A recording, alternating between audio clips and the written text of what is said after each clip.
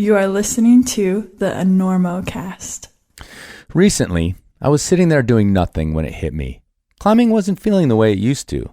The sends and the best day evers just weren't quite as sparkly. The click of the quick draw wasn't quite shining the jewels the way it used to. And even the scent of my new pair of Squamish straight out of the box seemed bland, and frankly, taking a big whiff of my new shoes felt weird and off-putting for the first time. That's when I asked Sportiva about running. And Sportiva said, "Yeah, it's all right. J-Star swears by it, you know, and he climbs 515. And I said, you're still not quite selling it. And they said, "Quit being a wuss and try the Prodigio." And I said, "No thanks, I had a big breakfast." And they said, "No, dumbass, Prodigio is our line of next-gen mountain running shoes." And I said, "Okay, fine, it can't hurt." But I was wrong. Running does hurt a little bit, but it also complements the climbing life just right. Easy to do right out of the van, expands that aerobic capacity for long approaches and big routes, and the endorphins are top-notch. Turns out that Sportiva's Prodigio line of mountain runners is perfect for my climbing gnarled feet. Cushy, light, airy, and fleet. So, if you need something to remind you why climbing is so great, you too should ask Sportiva about running in the Prodigio line. The Prodigio Pro, the Max, or the Original. There was once a time, eons ago, when a person bought a product once and used it for the rest of their lives. In fact, once they died, in accordance with local rites, their entrails and organs were removed, stored, and they were wrapped and entombed under 6 million tons of cut limestone with those indestructible possessions so they could be useful in the afterlife. Well, the folks at Yeti want you to think of their products the same way. You know, minus the pulling the organs through your nasal cavity and the death and all that. We live in a time with too much cheap throwaway crap, pardon my French, and stuff like the Yeti Tundra Cooler, the Yonder water bottle, and Yeti's plethora of stainless drinkware is built to combat that deplorable trend. Yeti products don't just last. By Horus, they work. In fact, if I wake up on the dark side of the sticks without my 26-ounce stainless steel Rambler hot-cold water bottle with the leak-proof chug cap, old Osiris is going to hear about it. So do yourself and your future ghost a favor and check out all Yeti's bomber products at Yeti.com or your local outdoor goods retailer. Because just in case you end up down under, you're going to want a cold drink in hell.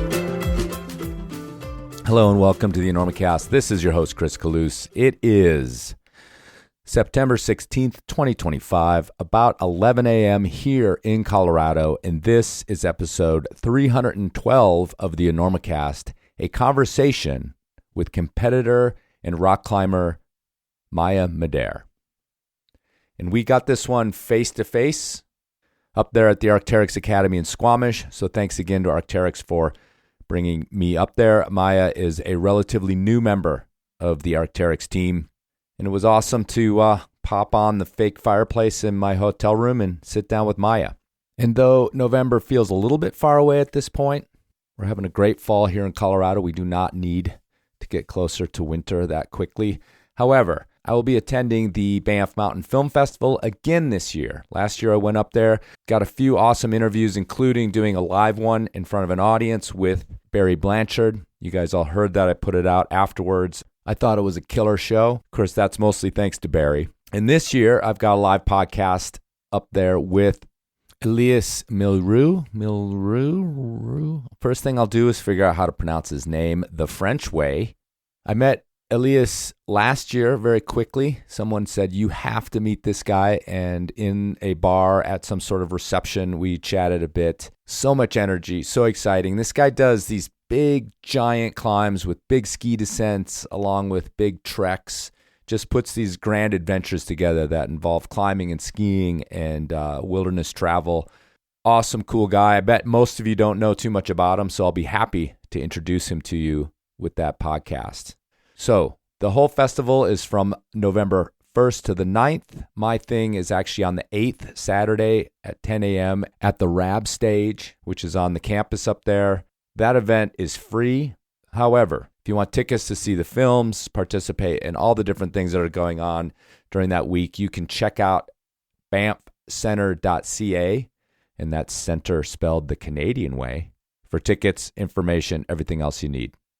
Looking forward to it. Had a blast last year and got some monster interviews up there. I mean, come on. Sarah Hunican, Sean Villanueva O'Driscoll, Caro North. Pure gold, in my not-so-humble opinion. Okay, let's get to Maya Madere.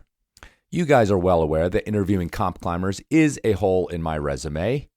It's not really my wheelhouse, although I'm not afraid to step out of the wheelhouse on occasion. It's more that young competitors, you want to catch them when they're like in their teens at the height of their powers in some ways, don't always have a lot to say. Did I have a lot to say when I was 18 years old? Not really. Did I have many stories to tell? I had some stories about running away from the cops. Actually, if a young competitor got on here and told me a story about running away from the cops, I think we'd have something there. However, Maya is at a position in her career that I find very interesting.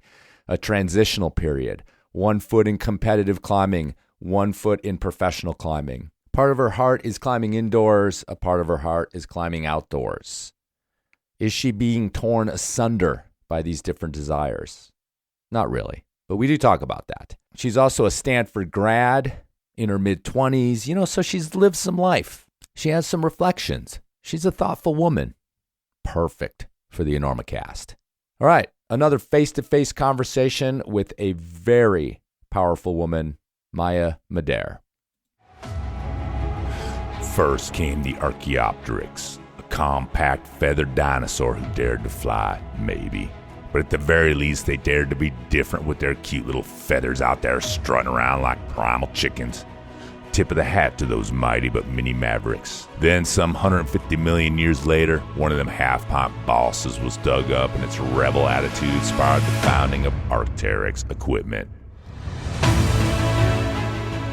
These days, Arc'teryx is known for its own forward-thinking design instincts in apparel. But did you know that it all started with climbing harnesses? That's right. In 1989, the sport was a-changin', and clunky, uncomfortable harnesses were not gonna fly. 36 years later, Arc'teryx has refined their harness offerings to just 2 flawless designs, the Skaha and the AR395, which is a mouthful. Personally, I'd named it the Bugaboo, but I'm not in charge, am I? The Skaha excels in sport and short climbing, and the AR are all-round, boasts blazonry for big routes and alpine. Both these sleek saddles come from the vapor harness lineage we all remember, where lightweight breathability does not compromise comfort and function.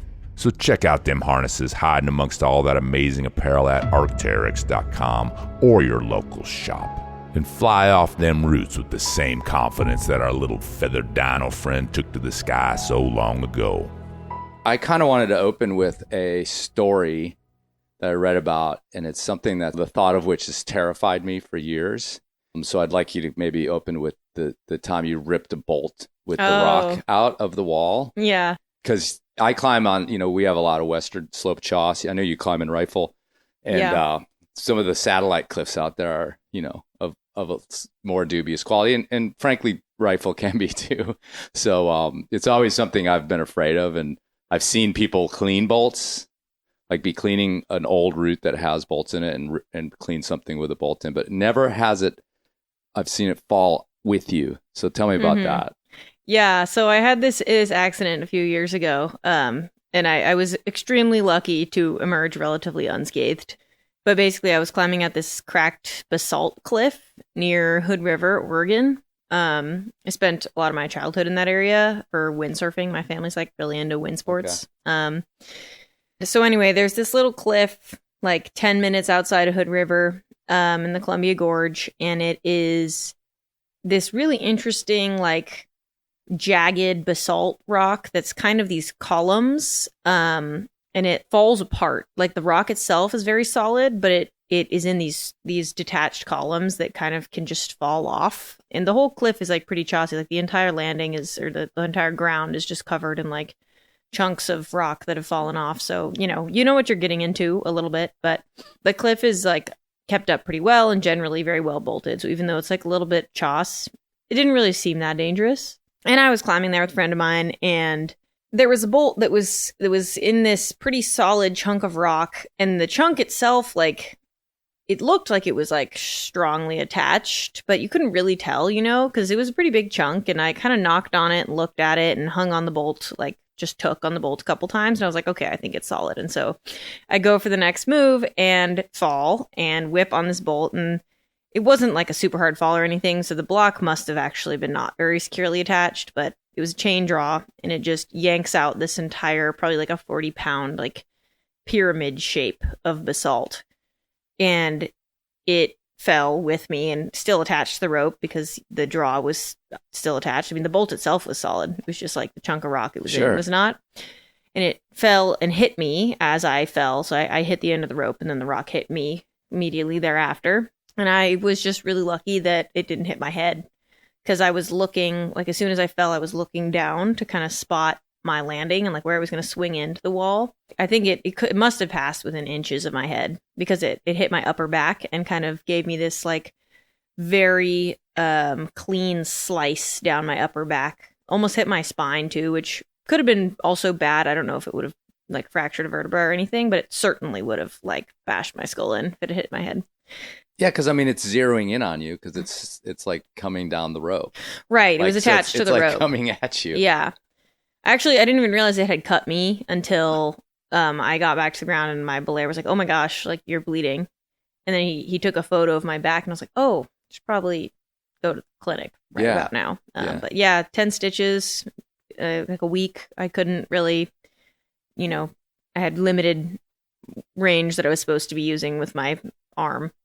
And it was fine. It was totally fine. I mean, like I said, I just was always wondering about the physics of it. Whether, I mean, I guess it depends on how big the block is and how much weight it is. If it would like, come down and do something to your harness or to the rope because of like forces. But I guess now that I think about it, that's dumb because a body's way heavier than that. So it's really about the thing zeroing in, on this rail that's coming towards you at a high velocity and hitting you. Yeah, somewhere. It was definitely the rock hitting me was for sure the biggest, by far the biggest danger in that situation. I guess there could have been a world in which it sliced the rope, but I think the rope is more likely to get sliced by hitting a rock that's still attached to the wall. Totally. Anyway, I don't know. I thought that was interesting because I've like done the thought experiment many times when climbing on Choss, and I'm like, it'd be better if the bolt just came out. It would for sure. Yeah, you do not want the rocks falling as well. Swinging thing coming down on top of you. But yeah, so I don't know. I thought we'd open with that, but it seemed like you're pretty calm about it. So I mean, it's been many years at this point, and I was actually for a few days after that. That was the closest thing I've ever had to a true near death experience, because I realized, I mean, it was over so fast I wasn't really even scared, but I realized in hindsight how lucky and like how close it could have been, and how lucky I was to not be more injured. And for a few days afterward, I like had kind of a renewed like gratitude for being alive. Like I was like, wow, like I really almost died. And because I wasn't seriously injured or anything, there was no like, oh, and now I'm in this like bad situation. It was just like, dang, I really did get really lucky. Which was kind of funny, but it faded pretty fast, like that feeling of like, wow, I have a different perspective now. Again, because I just don't think it was there wasn't much lead up, right? I wasn't I didn't realize the gravity of the situation until the danger had passed. Right.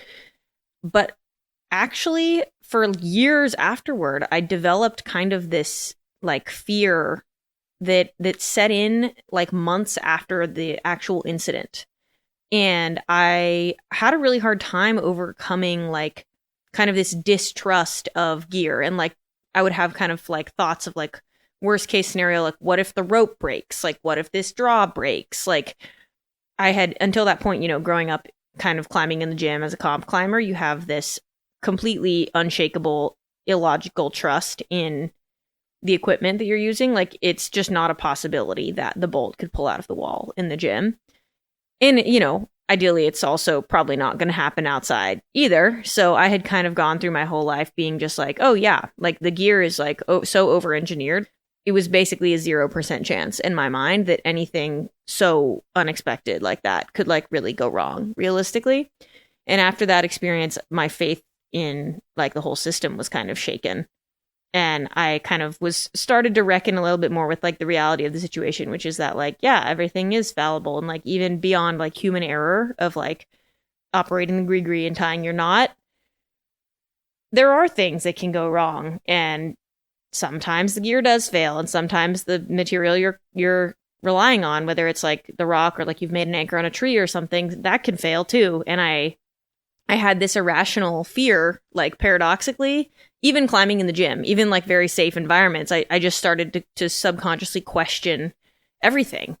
And I had a lot of fear of lead climbing for years afterward that I kind of only slowly have managed to work through, which was really funny. Yeah. Wow. From that. I mean, that's kind of when it started, but I was also like 22. So like, you know, my brain was developing as well. And maybe I also gained adult self-preservation instinct around that time. So it was a confluence of factors, I'm sure. Yeah, maybe too, like, because I've always sort of remarked that I'm kind of interested in climbers like you are that are in this sort of transition from youth climbing to adult. I mean, you're 26, like you've made the transition, but we'll talk about those years.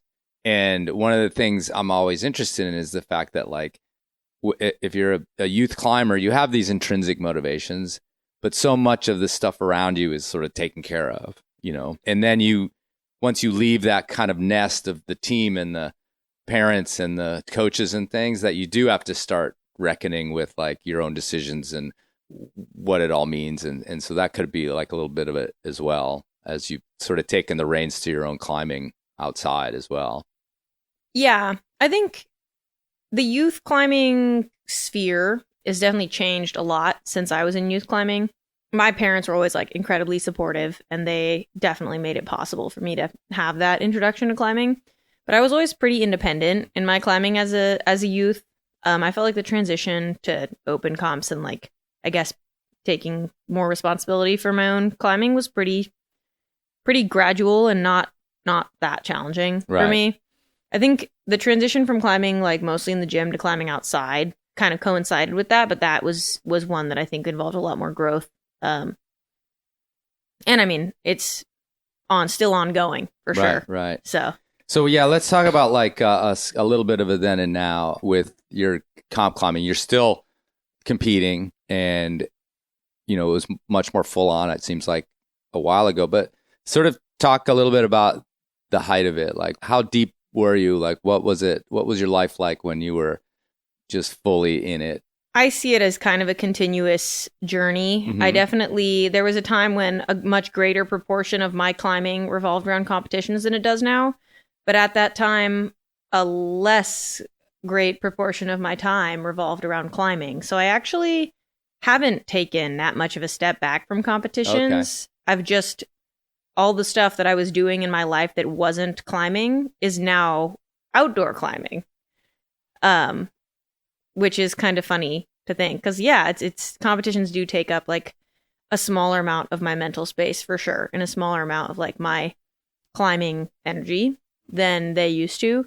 But like, I'm about to do my 4th World Cup this year. It's actually the most international comps I've done in several years. So it's not totally a linear kind of retreat from comp climbing. Right. But I will say, there's no way that I could keep up the pace that I was doing when I was like 18.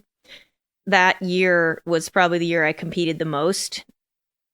And I graduated high school. I took a gap year. You know, I graduated, and then I had a summer and a gap year, and then another summer, and I started on the quarter system. So my fall school started a lot later than a lot of schools. So I really had like almost a year and a half to kind of run wild and go to all kinds of different countries and all over the world and compete. Mostly was kind of the focus of that whole year. And I think I counted, and I think that I did like 50 comps in like a year and a half. Like, I was competing on average close to every weekend. Which is insane. Like, that is like a very bad idea. Do not attempt to do that. Don't try this at home. But in some ways, you know, it was really cool experience to have, to kind of just say yes to everything and do as much as I possibly could. Yeah, it was a crazy time. What was like your system? Were you traveling by yourself? Did you have a crew? What was that like? I mean, you're an emancipated adult, Yeah. right? You're out of high school. You're past 18. You're on your own if you want to be. Yeah. So some of the things I learned that year are that competing is not training. You need to do some comps for practice if you're going to train for like a competition or a circuit or something like that. But if you are competing continuously every single weekend, you are not getting stronger. In fact, you are getting weaker, because that's like performance mode. And like, you need to have like a consistent training block where the focus of your climbing is not like perform right now, it's build for the future if you're going to get stronger. And so by the end of that year, I had learned so much from all those comps that I was still performing like as good or better than I was at the beginning of the year, for the most part. There was ups and downs, but I was by far weaker, and I just felt like physically used up all the gas in the tank. I really learned by trial and error that competing continuously for that long is way too much to be physically optimal. But I also think there are benefits to like an experience like that, because coping with pressure is like something that is a challenge at any level of competition. And I think competing that much really gave me the opportunity to kind of experiment with what works for me, because not every comp was like, you know, this is the only time I'm going to do this again until like months from now. It kind of became normalized almost. I was just like, okay, I'm competing this weekend and I'll compete again next weekend. And on every scale, from like, you know, the local comp where I'm just trying to win a crash pad, or the World Cup where I like know that I'm competing against the best in the world, literally. And obviously the results varied widely. And I kind of got to experiment with like those different kinds of pressure, and like, what did that mean to me, and like what approaches were helpful to me and what weren't. And also like what environments do I like to compete in, and like which ones do I not prefer. So I think just having so much data to gather and to be able to learn from in that 1 year was super valuable. I do think that in hindsight, I probably would not do that again. Like, even I wouldn't do it again now. I would break probably. But in hindsight, I probably would have told my 18-year-old self to like be a little more selective about which opportunities I was saying yes to. Because I do think that it was for sure a quantity over quality kind of attitude that I carried into that. What made you do that? Because I mean, I feel like, I mean, I don't have a sort of highly specified athletic idea of what training means. You know, I know what training means for people who want to climb a little harder outside or whatever. But it seems to me, I'm like, yeah, but I don't think you should do that. And there must have been other people maybe in your life of like, are you courting injury, Maya? Like, are we going to, you know, where does this end? Like, what was driving you? Just opportunity, and you were free and you just went for it, or something in your personality you just couldn't stop? What was it? It was definitely a combination of things. I mean, one, like I finished high school and like all I wanted to do my whole childhood was just climb and compete. And I always had school and I always couldn't totally invest in it. And it was kind of my year to like get it all out and do everything, like before I went to college, right? Sure. Because I knew that in college it would be, I would have other things going on that were kind of going to take precedence over, you know, flying to Europe all the time. And that was important to you to go to university. Oh yeah, it was just something that. Oh, to go to college. Yeah. I think I viewed it as a necessity. Right. I didn't, at that age, there was no possibility for me that I was going to be a professional climber. Like that wasn't really a feasible career path. And so I was just like, well, of course I'll go to college. Like I need to, I've got to. And I had gotten into Stanford. So I was like, this is an opportunity. That's another thing about me that I think causes me to do stuff like that and say yes to everything, is that I'm really an opportunist. And when I see an opportunity, I tend to try to take it and like do the most that I possibly can with it. And I kind of have let myself be directed. I mean, obviously in like the grand scheme, I'm directed by like what I want my life to look like and like what I want to do. But in the particulars, year to year, month to month, I'm kind of directed a lot by what opportunities open up. So, for example, like I live in Boulder now, and the reason why I live in Boulder is because I was living in Salt Lake City and I wasn't super happy there. And some friends of mine, I came to visit Boulder because I had friends there, and these friends of mine approached me and said, hey, we have this house in Boulder. The rent is really cheap. Our roommate is moving out. We want you to move in with us. And I was like, okay. And I moved to Boulder, and now I love living in Boulder. And it's kind of things like that have happened to me kind of continuously over the course of my life, where I'm like, okay, I'm going to try to set myself up pretty well to like go in the direction I want to go. But I'm not particular about the path I take to get there. So when an opportunity comes up and a door opens, I am pretty ready to just go for it. Yeah. And I think that like people are sometimes asking me like, oh, what's your 5-year plan? What's your 10-year plan? I'm like, I don't know. I have no idea. Like even what I'm going to be doing next year, it just depends on what opportunities open up. And usually I think that I have a pretty true sense of like, is this opportunity taking me in the direction I want to go, or is it taking me away from the direction I want to go? And so I guess the long story short of that is that I had this opportunity to go to Stanford, and I was like, I know that is rare and like it's extremely valuable. And so I'm going to take that. And the same thing with all these comps. It was like every time there was an opportunity to go to a World Cup, I was like, no way I'm turning that down. You know, okay, sure, I'm not in the best shape. Maybe I'm a little injured. Maybe I'm really tired because I've been traveling around doing all these comps. But like, that is an opportunity that takes me the direction I want to go. So I'm going to take it. It was that line of thinking that I think needs to maybe at some point reach a point of, a reasonable stopping point of like, I'm not going to do 50 comps in a year and a half.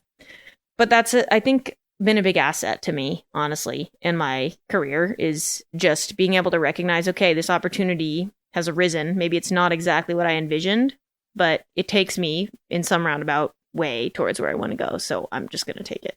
Innate taught that, like we're gonna go down a little psychological. You're gonna psychoanalyze me now. Like, I mean, you got into Stanford, so you probably operated it pretty well in school. Yeah, I did well in school. You don't just like waltz in through the door on that one unless you have a extremely rich set of parents. But I mean, going back, is little Maya back in the day exhibiting these sort of habits when you were younger? I think so. I think I just always wanted to try everything and do everything. And when I found something that I really liked, I really leaned into it as a kid. And I also think the other part of that tendency that I have is like, not only do I want to take the opportunity, but I want to make the most of it. Like making the most of everything it's a big value of my parents as well. I think it was kind of instilled in me as like, hey, you got to appreciate what you have and make the most of it. And I still try to live by that because I think it's the way to do things. Like, whatever you have, you can't really, you may not have the power to change that a lot in the moment, but you can make the most of what you have. And I think anytime I had an opportunity, I was very driven to try to do my best in that opportunity. So that's like, I didn't love school in high school. In fact, a lot of it I really didn't like, but it was kind of an opportunity in a way. It was kind of something I had to do. But it was also something that I felt compelled to do my best, the best that I could in everything. And sometimes it was quite a burden. Like I would be so perfectionistic about like my homework or whatever. Like I had to learn how to cut corners, honestly. And college was honestly the time I learned how to do that. It's like sometimes you have to cut corners like for your own sanity. Be efficient. Yeah, there's just a point of diminishing returns. Like you can't do everything perfectly. Mm-hmm. And at some point you just have to be like, okay, it's done. I'm turning it in. Right. No, I was saying that we don't call it cutting corners, you call it being efficient. Yeah. Cutting corners sounds like you're cheating. Being efficient is just being, that's good. That's a good right. thing. Yeah. You got to know when to stop. You got to know when to call it. So that's something that I still honestly struggle with to this day sometimes. So I'm building this idea of who you are, which is based on almost nothing here. But this is what I do. But I was kind of walking around this idea of like the perfectionist or the person who does maybe go too hard, because now you said it about like this year of comp climbing, year and a half coming, and then you just maybe mentioned it in high school, and you say you kind of figured it out by college. Was it, I've figured it out, or did something happen? Did it crash? I think I had to learn that lesson many times the hard way. Yeah, having kind of some perfectionistic tendencies is the thing I think that a lot of kids, especially who are like kind of labeled as like high achievers, end up struggling with. And I always kind of viewed it as a strength, you Right. know? Oh, Like, it I is. think Yeah, it absolutely is. I like to have a high standard, and I like to not be completely satisfied with what I do unless I know that it's like really my best work. And I also now take great joy in relinquishing that control and not caring and doing things badly and being a beginner at things and doing things because I want to do them, not because I want to perfect them, you know? I think it's just a hard balance, and like everybody has to continuously learn that, like in their life probably. But like now I have a lot of hobbies that I'm bad at. And like I never had any hobbies I was bad at as a kid, really. Like what? Like knitting. And I was gonna literally make that joke. I was literally gonna say like knitting. like knitting, yeah. Cool. And I mean, How's the your funny knitting thing coming is, along? it's. I've been thinking about starting a knitting podcast, so you can maybe be my first guest. Yeah, I would love to. I don't have anything insightful to say because I'm a novice at knitting.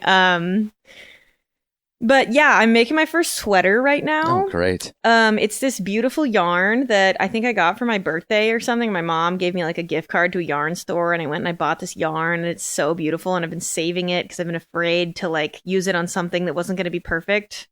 And then I was like, I'm just going to do it. And I found this pattern, and okay, I guess I can't fully escape because I did start it and then rip it out and then start it again, and, you know, have to kind of stress a lot about whether it was going to work. But, I've committed now. I'm going to finish that sweater, and it might not fit, but I'm like maybe a third of the way through the sweater, if that. Nice. But it's honestly brought me so much joy. It's so fun. Knitting is a great hobby to have, and it's a great hobby to be bad at because it's like you make something and it doesn't really have to be perfect, you know, like you could like try to make it perfect, but, I just like, yeah, having something that I can do and enjoy the process and also be proud of the end result, even though I know that it's not the best thing that was ever knitted. That's my my off the cuff example. Will there be a post when it's done? A post about my sweater? Can we look forward to that on your Instagram? Probably, okay. Yeah.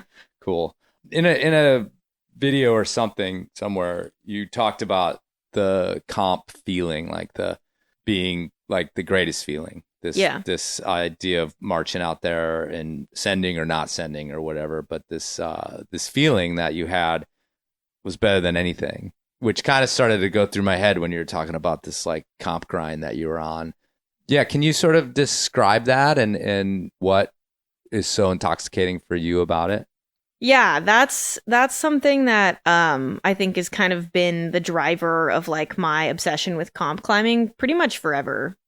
I mean, I just think the high of getting into like a flow state and like really into your zone and like truly trying your very hardest while competing is like pretty unmatched by anything I've ever felt. It's just, I mean, you hear people going on about like flow state or like, you know, it's kind of corny to say it's like, oh, it's like the state of like nirvana or like, you know, it's like this best feeling ever. And like, yeah, it is corny, but it also is chemically, I think just true that like that does something to your brain that like nothing else that I've found really does. It's like a drug. It's so addictive.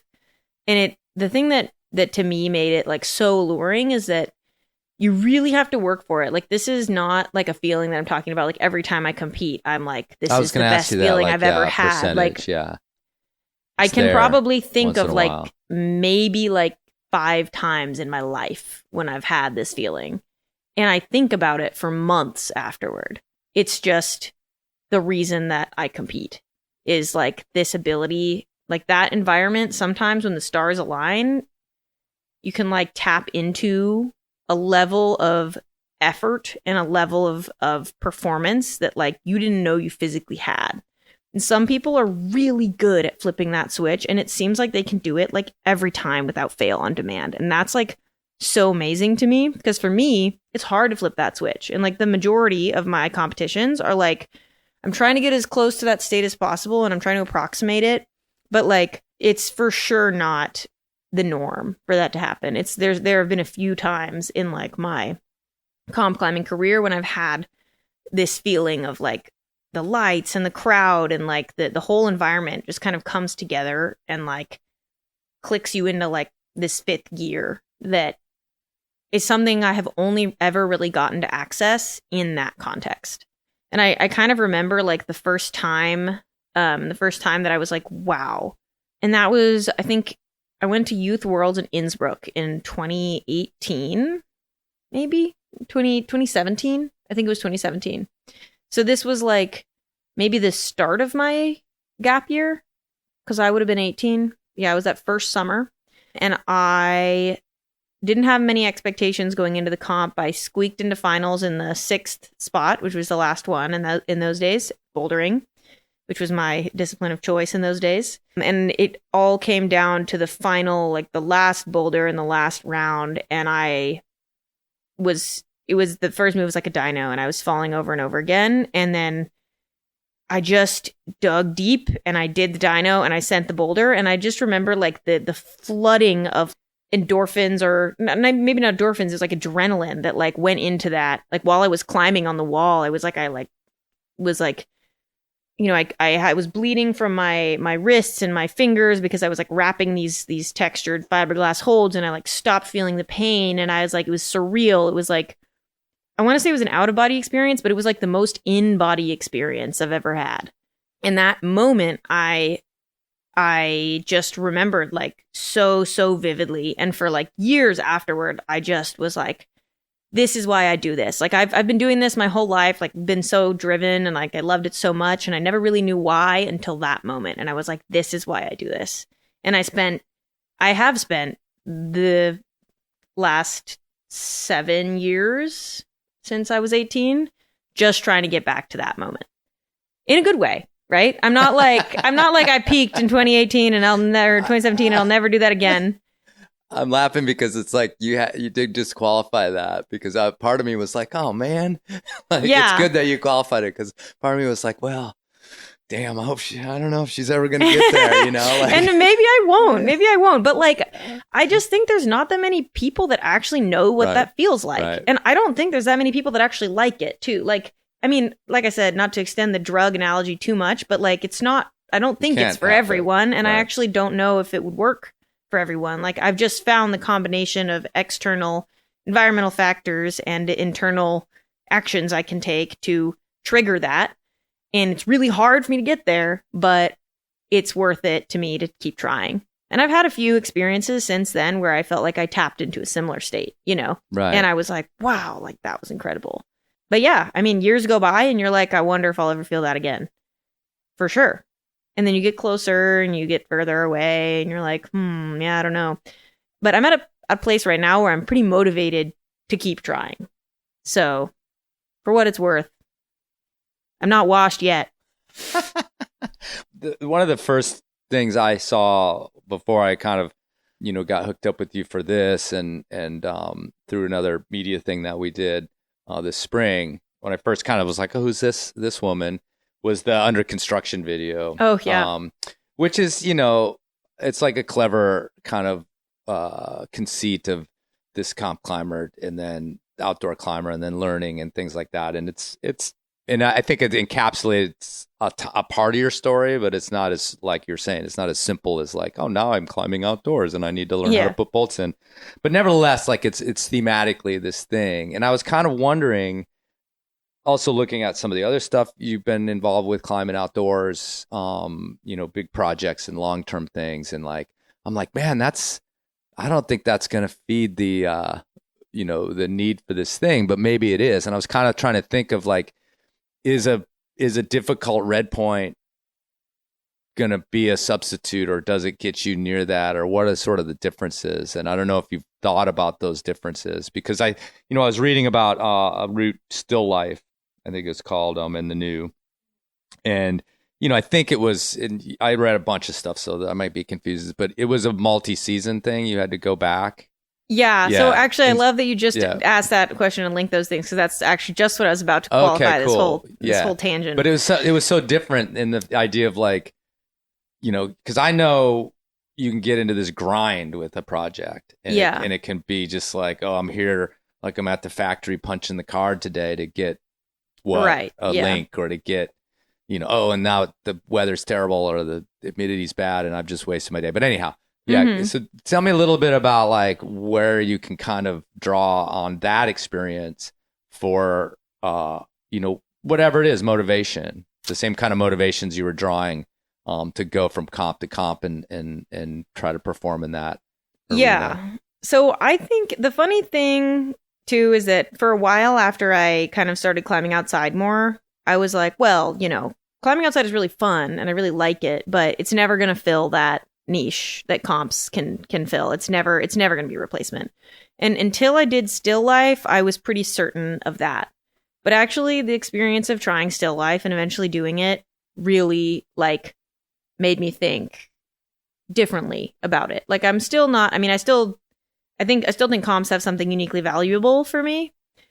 But yeah, extending still life was in a way like actually one of those moments where I feel like I have been pretty close to like my ultimate like tapping into the hardest thing I could ever do, or like not like the hardest thing I could ever do in terms of climbing, but the best that I could ever use what I have physically, if that makes sense. And that's like kind of the ultimate goal for me, is to like do the best that I could possibly do with what I have. What was it about that experience specifically? Like why? I mean, you've climbed hard since then and before probably, but this one seemed to be pretty important. Disclaimer, still life was certainly the hardest route I've ever done. Okay. Like, I mean, it gets 14B, but I'm not gonna comment on whether I think that what the grade should be, but for me personally, it was really hard. Okay. And the thing about still life is that it's very cruxy and like unforgiving. And the like crux is like it's essentially the last move. It's like when you're proging that route, you fall on the last move from the ground over and over and over and over again. And I was trying it with my really good friend Carrie Scott, and we actually had like this really kind of beautiful poetic process on it together. And certainly like I would not have done it without her. In fact, I wouldn't even tried it without her. Like she kind of forced me to get on it the first few times. And she was like, no, I want to do this route and you're going to do it with me. And I was like, it's too hard. Like I'm not. And like the first time I got on it, I could barely do any of the moves. And it was like, I was like, God, this is just way too hard for me. Like I'm like not that psyched. I was reluctant. And I don't think I would have stuck with it if she didn't keep making me go back. And we tried it together in November last year, 2 years ago, whenever that was. We tried it in some November a little bit. And ultimately we were like, okay, we're not doing that this trip. Like we're going to go climb some other stuff. And then we came back in March, I think. And that's when we really dedicated like a whole trip just to trying it. And then we came back another month later in like April that year. And it was actually really kind of, it was an interesting parallel because it almost kind of ended up being like a comp. And it was kind of this comp-like pressure that I think actually pushed me over the edge and allowed me to send. Because Carrie sent like halfway through our last trip in April, and she made it look beautiful, like executed perfectly. She's an incredible sport climber. And I mean, obviously she's also an incredible boulderer, and still life is basically like a 513 into a V12.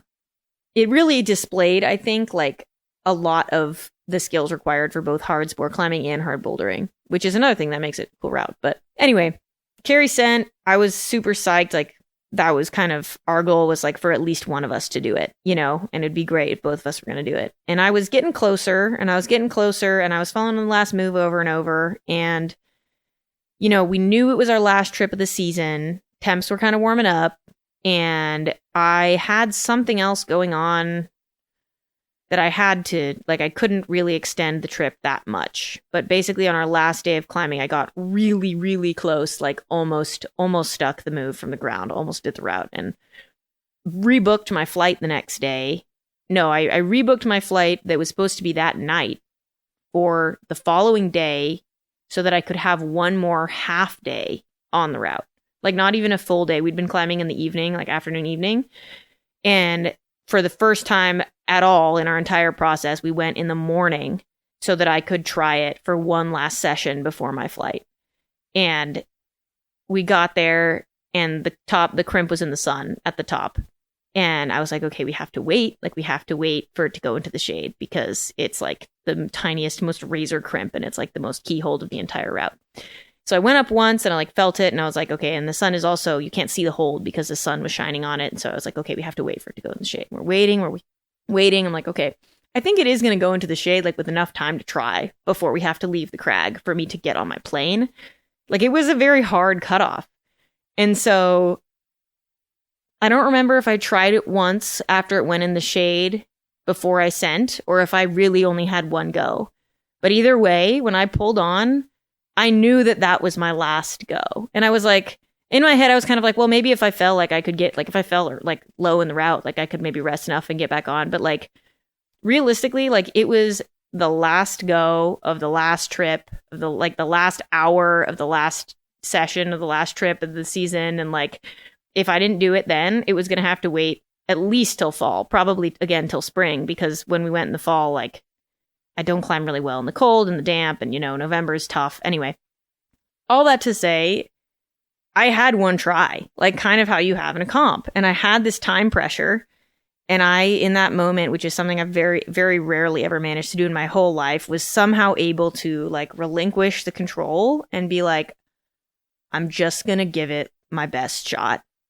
And I did it. And that overcoming that kind of pressure and like kind of finally doing it at the 11th hour, it truly felt like the hardest I'd ever tried.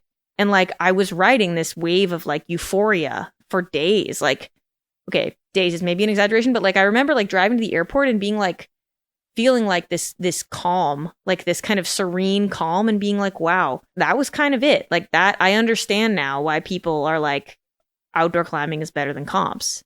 Because not only did I have like that moment where I felt like I tapped into like the best that I could do with what I had, it was like the culmination of this process that I had invested time into this one particular route for like months. It wasn't, I don't know, there's something special, something that makes that moment even more special about like being so intimately familiar like with the moves and with the climb and like having a connection like to the route. Whereas in a comp, you're just like, okay, this is like whatever they threw up on the wall that day, and you're stacking yourself up against other people, which is, it's cool in a different way. But yeah, it was one of the most like, that was for sure kind of without a doubt my like most intense experience climbing outside. That time investment is a big part of it. You build it up, and it's funny because it's, we can just all joke about how meaningless climbing is, blah blah blah. That's like the cliche thing to say. It's a rock, right? But you do, it just becomes meaningful. And if you're a thoughtful climber and a thoughtful person, you start to notice, like you said, there is something special about me and my friend doing this over time, and there's something special about these little things that are happening while we're out here and doing this. And so it does have meaning. I mean, meaning comes from ourselves. It's not extrinsic. You decide what something means. So yeah, that's the lure, right? Yeah. And in a comp, and you correct me if I'm wrong, I mean, you win some, you lose some. And like you said, then that route's, you're never going to climb it again. And some days you triumph, and other days you're like, oh, I blew it. So yeah, when you stack up things like this, and you'll probably, I don't know if you've given up on a long-term project yet in your lifetime. But it's a hard thing to do, actually. Yeah. To put a lot of time into something. And, it's one thing if you're in a foreign country or whatever and your trip's over, but it becomes this really hard thing to walk away, even though sometimes it's the healthiest thing to do. But yeah, it's pretty cool. So how are you with failure in terms of, looking back through your career as well? You've already established yourself as sort of a perfectionist in some, at least you were. I'm sure you still are, no offense.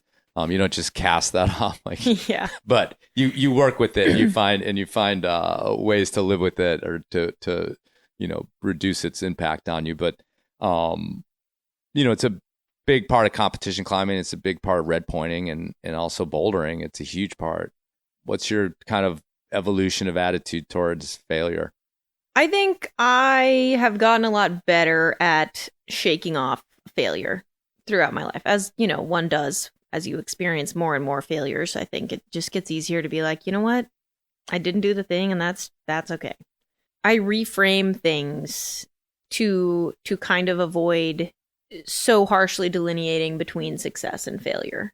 And I think going into comps, I don't usually, I try. I think it's a difficult thing to do, but I try not to have a definition of success that is external. Like, I want to make finals or something. But then, it's also very easy to, after the comp, to be like, well, I made finals. That was pretty successful. So it kind of goes, I think I kind of lean on that when it is useful to me. But try to avoid it when I think it's going to be like just getting in the way. I know when I've failed. It doesn't really matter what like the results say or like what, and obviously I say this as like this is my ideal attitude of how I would like to approach things. But we're not the Buddha. Like, everything is just a work in progress as far as that's concerned. So the biggest failure for me is if I have an opportunity to do something and I do not do my best. Like going back to kind of that concept. Like I recently did a competition where I really had an opportunity it was just one move really that I thought about after this comp for a while. I was like, like that was really a failure. Even though the comp by and large was pretty successful, I pick out like the moments where I'm challenged and where I basically am able to make a decision, or, obviously you want to make the decision to do what you can do, but where I have the opportunity to either take an opportunity and like do the best that I can with it or let it slip away. And if I let it slip away, that is a failure to me. And I am pretty hard on myself about that. I don't like that happens, and it's just a human thing that happens, I think. But it's tough. Like there's nothing you can really say to yourself. Like you can do better next time, I guess. But again, easier said than done. And also just always trying to do less of that is kind of where I kind of stand on failure. Because obviously at this point, I know it's quite inevitable. Like eventually you're going to fail at everything. Like even if you're really good at something and you're really succeeding at it now, like as you get older, like eventually you're going to be failing at the same thing. Like success is not permanent. That is for damn sure. So, and especially in comps, like reckoning with that as like a 26-year-old, which for anyone who isn't familiar with how the way comp climbing is going, being 26 is like you're aging out, quite old in comp climbing. So yeah, I think it's accepting that like failure is just going to keep happening and trying to find ways to replace that. How about like you were talking about your ability, or like when you sent Still Life, and you had that moment and you had this kind of, glow, or, riding on a high for a while.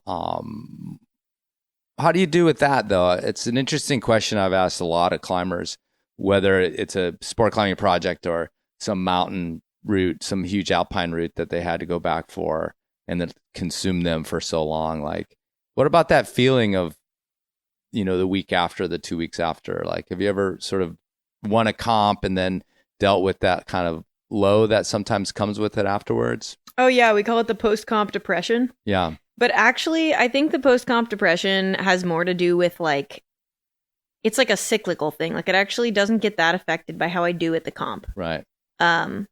In comps, and I also think in my outdoor climbing so far, I've always kind of viewed it as like a building phase. Like I'm not at the phase where I'm trying to do the hardest thing I'll ever do right now.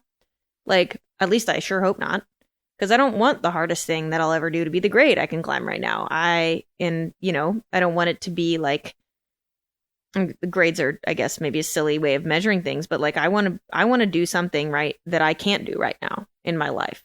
Like if I had to send like my hardest route ever had to be the next project that I pick, I'd be like, well, dang, that's no fun. Like there's no potential for like,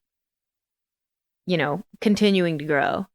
And so I don't think that I've actually had like an achievement that was so big that I had the what do I do now hit me too strongly. Like right. People talk about like going to the Olympics. Like that's a really big one that like creates this void afterward for a lot of people.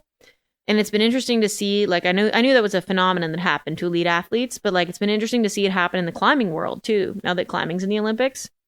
And like what that does to people's, their next competition season, or like where they go after that in climbing, and how they talk about it both like publicly and like privately is really, it's quite a phenomenon to see. And it's just this interesting double-edged sword of like doing something really big. There's going to be a void after it's over. And I think I actually look forward to experiencing that, hopefully at some point in my life, because I think it's like a really cool human experience. And also means you did something really rad. So, I mean, it's just fascinating to me how that works. And like, I love climbing and it's like my entire life right now, but there's also so many other things. If I ever have that void and I'm like, climbing isn't doing it for me anymore, like, what am I going to put there? I don't know. We'll just see what opportunities like come up. But I think it's kind of exciting to think about, like, my life could be totally different than it is right now. And, like, I love how it is right now, and I'm trying to keep it this way for as long as possible. But, you know, there's endless potential, I think. The Olympics, you just brought up the Olympics. That kind of dropped when you were in it. Yeah. And, you know, I did read something casually that, you know, you'd mentioned that it was something that was on your mind, trying to, you know, I think everybody who was in the comp scene at that time at a certain level was like, okay, well, that's a goal. Yeah. I mean, you can't see that your sport got in the Olympics Right. and ask yourself whether or not you want to go, or not ask yourself whether or not you want to go, you know? How deep and serious was your desire? It wasn't realistic. Right. You know, and like I said, I'm like a bit of an opportunist. And so when I see an opportunity that takes me the direction I want to go, I take it. And going to the Olympics was not an opportunity that was available to me. I mean, there was many things that made it an unrealistic goal, including that there was only like 2 spots for the Right. US, and even those weren't guaranteed. And the other people, like looking at the field, it was clear who was going to take those spots. And like there was a qualification for the qualification for the qualification for the Olympics. And that was the first step, you know, and that step had already passed. So, you know, it was kind of, there has never been a time where I was seriously like, be like, I could go to the Olympics if I XYZ. There just hasn't been a clear path. That's not to say that I've totally like written off the possibility of trying to go to the Olympics like in like 4 or 8 years, but it isn't super realistic at this time. Right. Yeah. If you just look at like, is this random 26-year-old from the US going to be on the next 2-person Olympic team for the US 4 years from now? Probably not. But I think the thing that's really exciting about the Olympics is actually like the effects of climbing being in the Olympics have trickled down to the rest of climbing.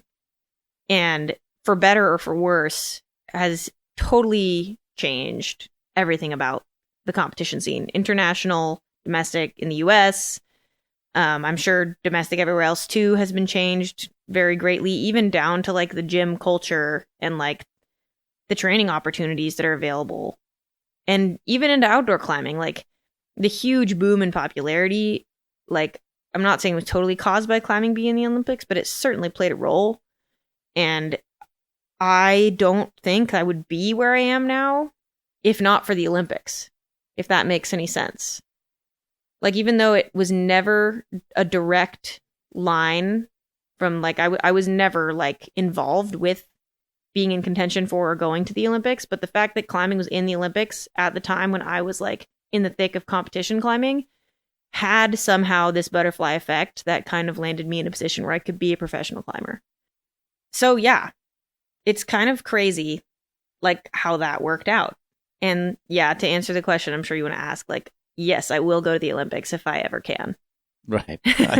No, I had already asked that question. You explained it really well. So back to that under construction video. Again, this sort of simplified version of you turning your back on comps and becoming an outdoor climber, or like however you want to frame it. What are your sort of inspirations and dreams and motivations for your outdoor climbing? You know, is it bouldering, sport climbing? What are your where's your passion go with the time you do spend on projecting outside? Because you got to choose. You know, if you're going to spend months on end on something, totally. You know, choose wisely, as they say. I actually think I really don't choose wisely. Like, I kind of just do whatever I feel like doing, and then I find something that really excites me, and I just go do it or try to do it. Like, still life was not an intentional, okay, I'm going to think about where would I like to climb and what would I like to do there. It was just kind of my friend really peer pressured me into going and trying this route. And then I ended up developing like a really strong connection with it. And that's kind of happened to me like a few times. I'll try something by chance, or someone invites me to go try something. A lot of times it's honestly like my friends or like somebody in the community ends up kind of sparking my interest in going to try something. And I go and try, not thinking anything of it, and I get really drawn in by like the movement or the location or something about it. I have a project in rifle right now that I kind of went to try just on a whim, and ended up trying nothing but that for like the entire summer and got so psyched. Didn't do it. I still hope to. But I don't know. I kind of have a little bit of a hunch that with outdoor projecting, I might have a very erratic career. Like, I don't see myself being like planning out, like, I'm going to do this route, and then I'm going to go try this route, and then I'm going to go try that route, and I'm going on this trip with the goal of trying these specific routes. When I like to be somewhere, I go there. And then when I try something and I want to try it again, I try it again. And that's kind of like my entire MO with outdoor climbing. Bouldering, lead, both. Like, right now, I'm pretty psyched on lead, but I actually, the other day, tried a boulder that I liked and was like, you know what? Maybe I'll start bouldering a little bit more. So, yeah, I kind of go with the flow. I'm sure that there could be times when you could ask me this question and I would be like, I know exactly what I want to do for the next however many months, and it's this route and this route, or that boulder and this boulder. But usually it takes a little bit for me to form like that kind of attachment. And especially now, I think I have a couple more, one to three more competitions, depending on how they go, to do before I have a chunk of time without comps. And I think probably during that time, I'll form a little bit more of a roadmap for what I want to try outside.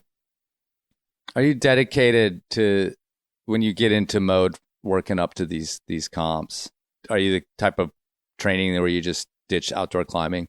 How dedicated are you to that kind of ideal? I think that especially for lead comps, it actually translates more than you would think.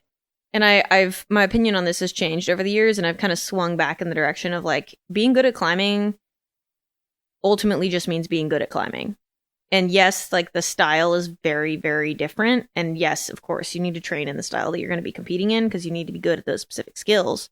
But there's a reason why, like, when the comp climbers decide to climb outside, they crush, you know? I'm not talking about myself. I'm talking about like some bigger names that recently we've seen do really, just to pretty much nobody's surprise, just dominate some rock climbing. That it's clear that it goes kind of both ways, I think. And I think that climbing outside has taught me a lot about movement, and a lot about like the mental aspect of like executing under pressure, or when you're faced with fear or uncertainty, that I think are valuable for comps. So I do kind of the balance of how much I'm climbing outside versus how much I'm in the gym, and which gyms I'm going to with like which intention, does shift when I'm preparing for a comp. But generally, no, I don't ditch climbing outside for preparing for comps. I think that it's valuable to kind of remind myself like that climbing is bigger than just one try on a plastic wall, especially when I have a big comp coming up. Yeah, that was something I think that came out of the Olympics too. This idea that like, forget about it. You got to just climb indoors and train on plastic. And I feel like it's kind of maybe just because, we have these examples of like Jakob Schubert and stuff who could, destroy things outside too, that maybe we've swung back a little bit. But it felt like there was a time there where like, what are you doing? You're just like wasting your time and your skin and whatever else. But yeah. Yeah, I mean, I think there's people who have been very successful in both schools of thought. Right. Like there's Exactly. comp climbers who like never touch rock, and there's rock climbers that never compete, and there's people who do both and excel at both. And it's hard, I think, to balance both. But I think that for me, the benefits outweigh whatever, kind of time or energy bargaining I might have to do to split between them. Well, this last thing will be, the Enormocast wouldn't be the Enormocast if I didn't ask you about this, which is you're on this team, the Arc'teryx team. Good friends with a bunch of people on the team. I know what they are into. What happens in my purview is that they start whispering things to the new teammates about, well, why don't you come and do this big route with me? Or why don't you come out and check this out? And, we're going to this crag. You want to go check out this crack or whatever else. Like, Is that in your purview, this idea of being drawn into that other realm of climbing, of big roots and things like that? Matilda's here. I mean, there's so many people that are just going to be like, hey, let's go. Let's go. We have the opportunity. And speaking of opportunities, that's what this team is going to bring. So what are your feelings about that? I am actually really excited for that aspect of being part of the ARC team. I think, big walling, trad climbing, crack climbing, like there's just so much more to climbing that I haven't even touched yet. And right now, I feel like my plate is pretty full. Like I got what I'm focusing on and I'm like pretty psyched on it. So yeah, I have my program and I'm probably not going to be totally abandoning that and going straight to Yosemite and only big wall climbing for months on end. But I was already receiving some expert instruction in how to hand jam at the crag the other day. I did like one move of offwood thing that was really, I felt very proud of. I have barely dabbled in that world, and I, at some point, certainly will want to learn that stuff. And I'm pretty excited to have those whisperings in my ear of like, hey, you want to go try this? Like, and gosh, like what better people to learn from? Like there's just a wealth of experience and expertise and like really amazing perspective on the ARC team, people that are just like world class at that kind of stuff. So yeah, I'm pretty psyched to learn from all them about that. There's lots of hand jams in rifle too, by the way. Yeah, I avoid those, to be honest.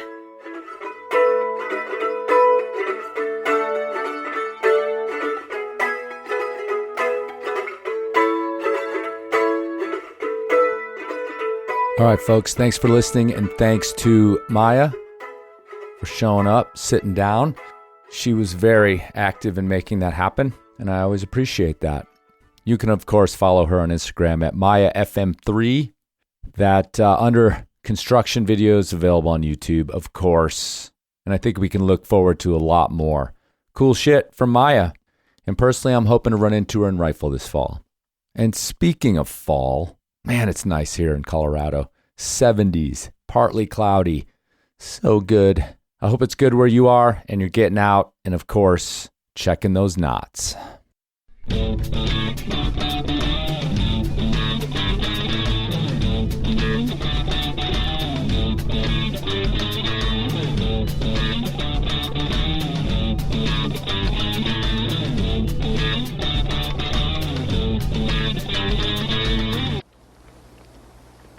come far, Pilgrim. Feels like far. Were it worth the trouble? What trouble?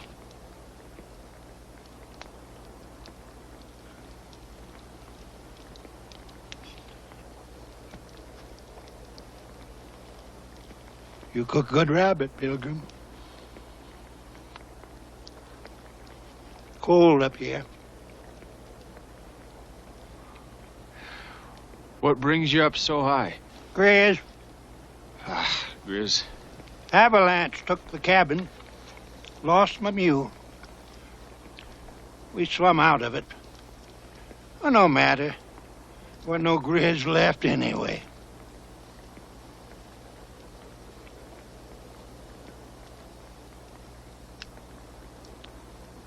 Would you happen to know what month of the year it is?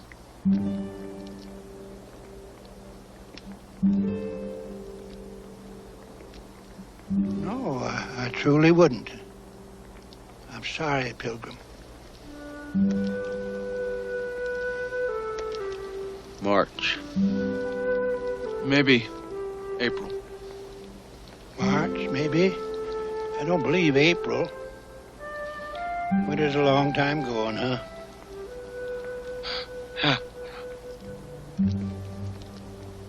Stays long this high.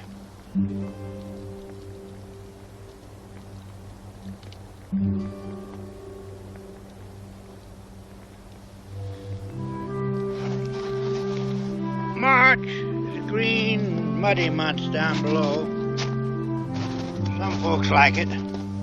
Farmers, mostly.